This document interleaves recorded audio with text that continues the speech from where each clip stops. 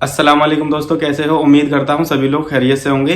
My name is Rizwan, welcome back to my channel. दोस्तों, कल हमने सूरह नंबर 10 सूरह यूनुस ओनली उर्दू ट्रांसलेशन का फर्स्ट पार्ट बनाया था। आज हम सेकंड पार्ट बना रहे हैं। दोस्तों, हमको बहुत कुछ सीखने को मिल रहा है। अगर आपको भी सीखना है और समझना है कुरान को तो आइए हमारी वीडियो देखिए।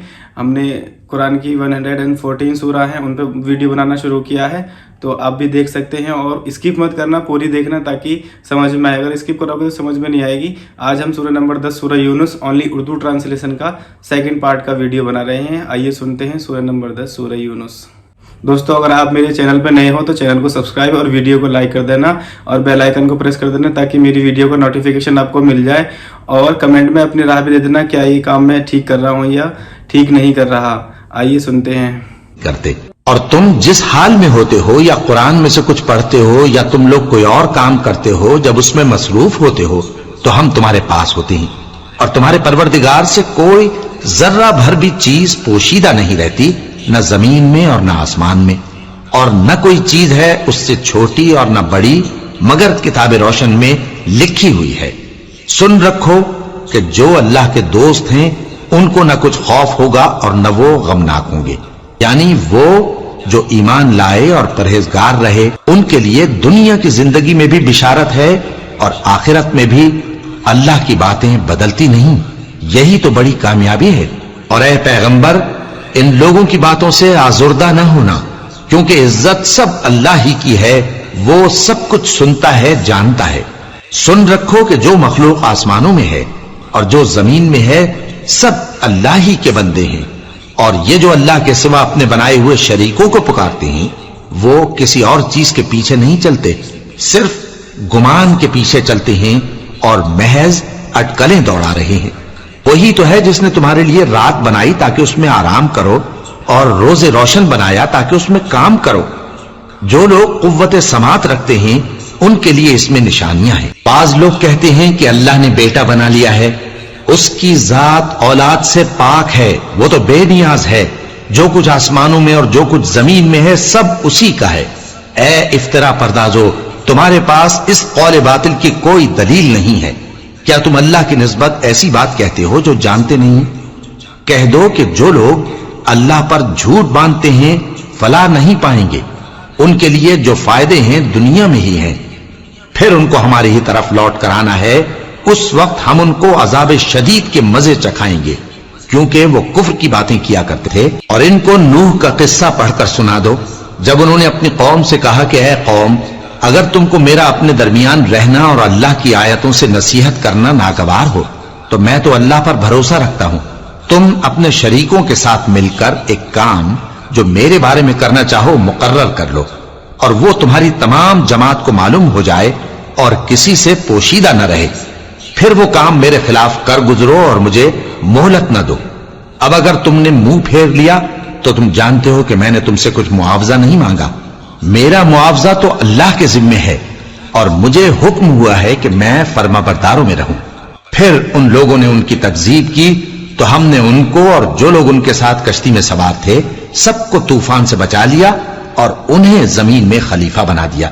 और जिन लोगों ने हमारी आयतों को झुटलाया उनको गर्क कर दिया। तो देख लो कि जो लोग डराए गए थे उनका कैसा अंजाम हुआ। फिर नूह के बाद हमने और पैगंबर अपनी अपनी कौम की तरफ भेजे तो वो उनके पास खुली निशानियां लेकर आए, मगर वो लोग ऐसे न थे कि जिस चीज को पहले झुटला चुके थे उस पर ईमान ले आते। इसी तरह हम ज्यादती करने वालों के दिलों पर मोहर लगा देते हैं। फिर उनके बाद हमने मूसा और हारून को अपनी निशानियां देकर फिरौन और उसके सरदारों के पास भेजा, तो उन्होंने तकब्बुर किया और वो गुनहगार लोग थे। तो जब उनके पास हमारे यहां से हक आया तो कहने लगे कि ये तो खुला जादू है। मूसा ने कहा, क्या तुम हक के बारे में जब वो तुम्हारे पास आया ये कहते हो कि ये जादू है, हालांकि जादूगर फला नहीं पाने के? वो बोले, क्या तुम हमारे पास इसलिए आए हो कि जिस राह पर हम अपने बाप दादा को पाते रहे हैं उससे हमको फेर दो और इस मुल्क में तुम दोनों ही की सरदारी हो जाए, और हम तुम पर ईमान लाने वाले नहीं हैं। और फिरौन ने हुक्म दिया कि सब कामिल फन जादूगरों को हमारे पास ले आओ। चुनाचे जब जादूगर आए तो मूसा ने उनसे कहा कि जो तुमको डालना हो डालो। फिर जब उन्होंने अपनी रस्सियों और लाठियों को डाला तो मूसा ने कहा कि जो चीजें तुम बनाकर लाए हो जादू है। अल्लाह اس کو ابھی نیست و نابود کر دے گا۔ اللہ شریروں کے کام سنوارا نہیں کرتا، اور اللہ اپنے حکم سے سچ کو سچ ہی کر دے گا، اگرچہ گناہگار برا ہی مانے۔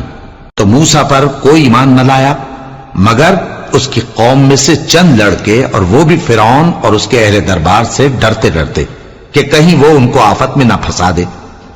اور فرعون ملک میں متکبر تھا اور کبر و کفر میں حد سے بڑھا ہوا تھا۔ اور موسیٰ نے کہا کہ بھائیو، اگر تم اللہ پر ایمان لائے ہو تو اگر دل سے فرما بردار ہو تو اسی پر بھروسہ رکھو۔ پس وہ بولے کہ ہم اللہ ہی پر بھروسہ رکھتے ہیں۔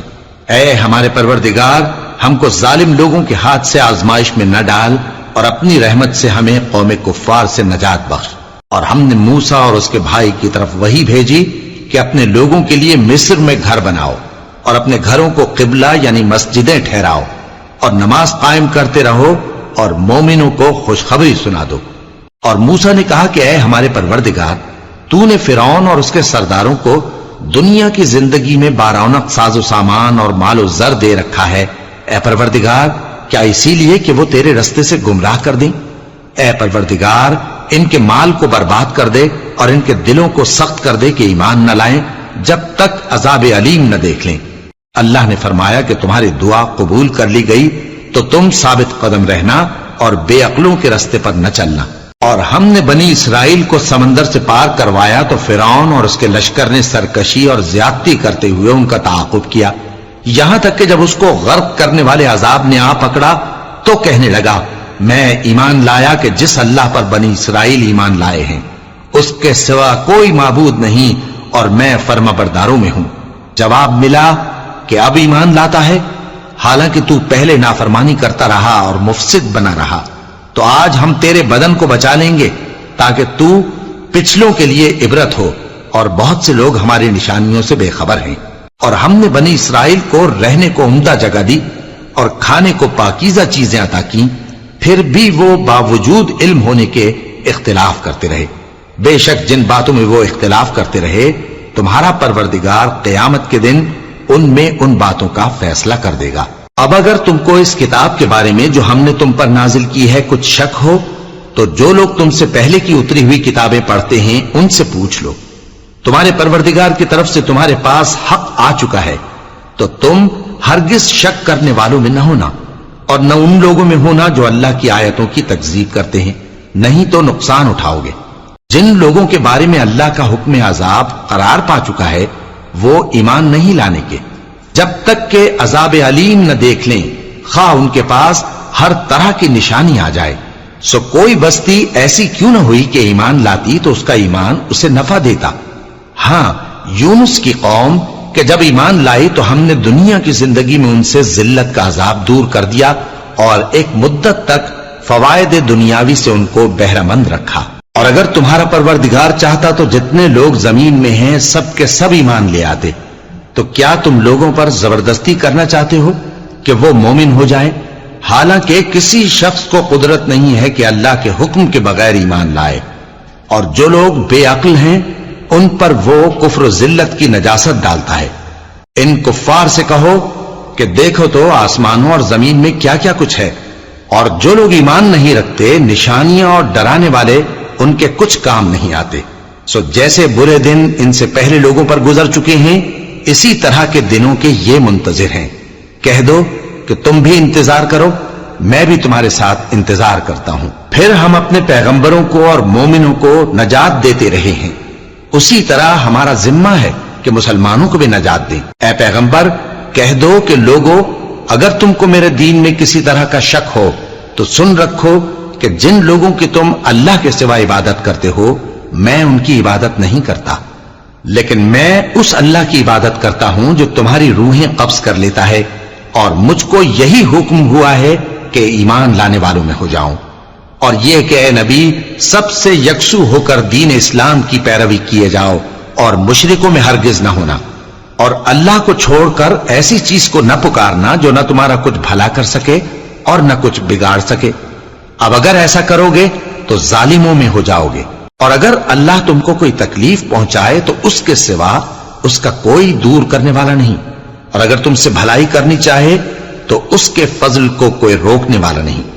वो अपने बंदों में से जिसे चाहता है फायदा पहुंचाता है और वो बख्शने वाला है, मेहरबान है।